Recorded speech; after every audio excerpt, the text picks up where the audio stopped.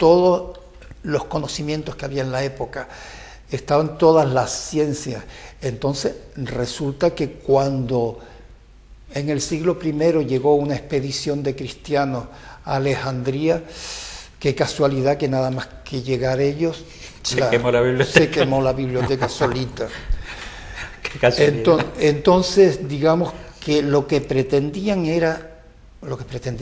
consiguieron fue la esquilmación de toda la ciencia y toda la filosofía que había habido hasta ese momento, porque ahí es donde estaba la razón.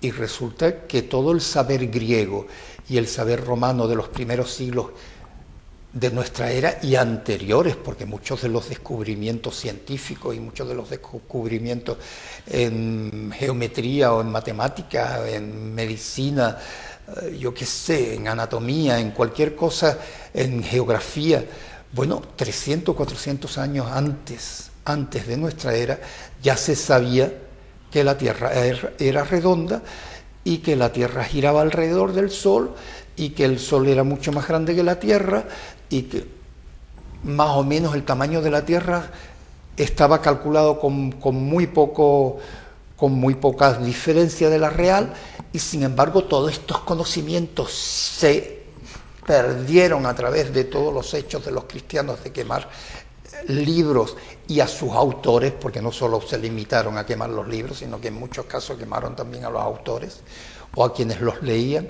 Entonces desapareció toda la ciencia de la antigüedad en la Edad Media. La Edad Media es la edad negra de la sociedad, muy espiritual y de mucho desconocimiento y de mucha poesía, pero eso, una belleza poética, no una belleza real, porque lo que realmente hicieron fue quemar la razón. Sí, impulsaron, digamos, las cuestiones románticas, pero las cuestiones lógicas y de conocimiento desaparecieron violentamente. El enemigo entonces vuelve a ser el pecado original, o sea, el conocimiento es el enemigo. Exacto. Peor que... Es que ahí está la base, ¿no? O sea, la expulsión de Adán y Eva del paraíso fue por querer saber. La muerte de la mujer de Lot fue por querer saber. O sea que cualquier punto donde alguien quiera saber en la Biblia, resulta que esa persona es aniquilada. Y entonces no hay más conocimiento que el de Dios, o el que los ministros de Dios quieran compartir contigo. Pero resulta que los ministros de Dios suelen compartir bastante poco conocimiento, porque ellos precisamente no son los más sabios. Ellos tienen creencias, no tienen conocimientos, no tienen razones. Entonces... Yo creo, eso es solo una opinión, ¿no? O sea, cuando estudié matemáticas, trigonometría plana y elíptica y todas esas historias, siempre me encontraba con que a partir de unos ciertos postulados inamovibles, o sea, estamos hablando de ciencia, ¿no? Te voy a hablar de ciencia. Se construye toda una base lógica, pero resulta que los postulados, o sea, los principios, ¿no? O sea, 2 puntos se establecen en una recta, 3 puntos, un ángulo tal, o sea, son arbitrarios. No, claro. La lógica que se construye a partir de esos postulados puede ser toda la lógica que quieras, ¿no? Es decir, sigo pensando en términos de la tortuga y los elefantes, ¿no? O sea, aquí están los elefantes, muy bien, están navegando arriba de una tortuga, muy bien, esa tortuga está en un mar enorme, fantástico. Encima de todo eso está la superficie de la Tierra, entonces a partir de ahí empieza la lógica, pero de ahí para abajo es desconocimiento. Claro. Entonces, desconocimiento y creencia, no sé por qué está asociado, pero evidentemente está asociado. Es decir, hay un manto, una parte de la historia que reconozcámosla. O sea, hay cosas que no entendemos. Muy bien, hay cosas que no entendemos. Pero no las dibujemos, no mintamos. Claro. Y no digamos que lo que sea lógica, y no digamos que la necesidad natural del hombre de saber y de conocer y de crecer en ese sentido es un delito. Entonces, y creo que no solamente la religión, tiene ese planteo. La cultura griega fue fantástica en su tiempo, y mucho antes de Jesucristo ya tenían una forma de pensar que es sorprendente aún hoy día. la lógica, en sus matemáticas, en sus planteamientos científicos. Lo que pasa es que todo esto, digamos, no evolucionó a más, porque ahora viviríamos como en el siglo 47 o algo así, si hubiesen dejado crecer las ciencias desde el siglo I, que desde el siglo I hasta el XV lo único que se hizo fue destruir todo lo que había sido producido por el hombre con anterioridad al siglo I.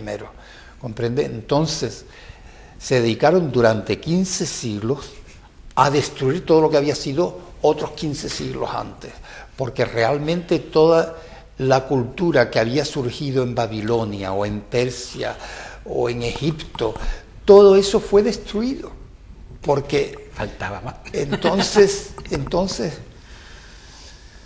bueno, yo es que realmente ¿quieres expresar una? No, hombre, claro, ¿qué? ¿Por qué? ¿Por qué? ¿Por qué? ¿Por qué?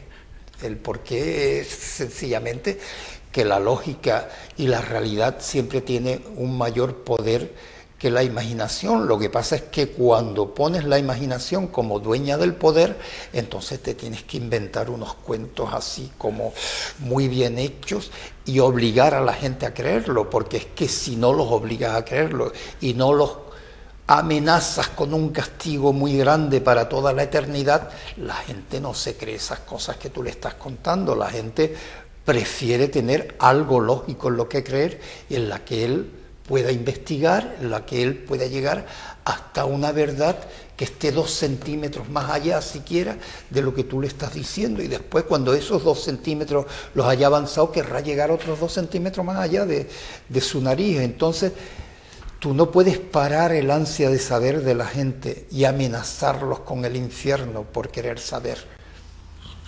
Y entonces... Pero lo hacen. Claro, entonces ahí está el poder, en la amenaza continua y en la ignorancia de la gente, porque es que se procura mantener a la gente en la ignorancia, y eso es lo que hace que cada vez que una civilización avanza se encuentre siempre con una pared de creencias en la que choca siempre, y hay alguien que viene con fuerzas de tipo religioso a destruir todo lo que se haya avanzado en razón. Y claro, cuando normalmente los hombres de la razón no suelen ser guerreros, no suelen ser brutos. Bruto es aquel que cree sin tener razón. Entonces, ante eso no hay más que rendirse y dejarse matar, dejarse cortar el cuello, porque cuando llegan a un estudio donde hay gente que están dando clases de alguna filosofía o de astronomía o de alguna cosa por el estilo o de medicina, y resulta que vienen y le cortan la cabeza al profesor por enseñar medicina, o le cortan la cabeza al astrónomo por enseñar astronomía, porque todo eso, digamos, enseña cosas que son distintas a lo que dicen los libros de religión. Pues bueno, podemos ponernos a pensar, ¿y dónde está la realidad?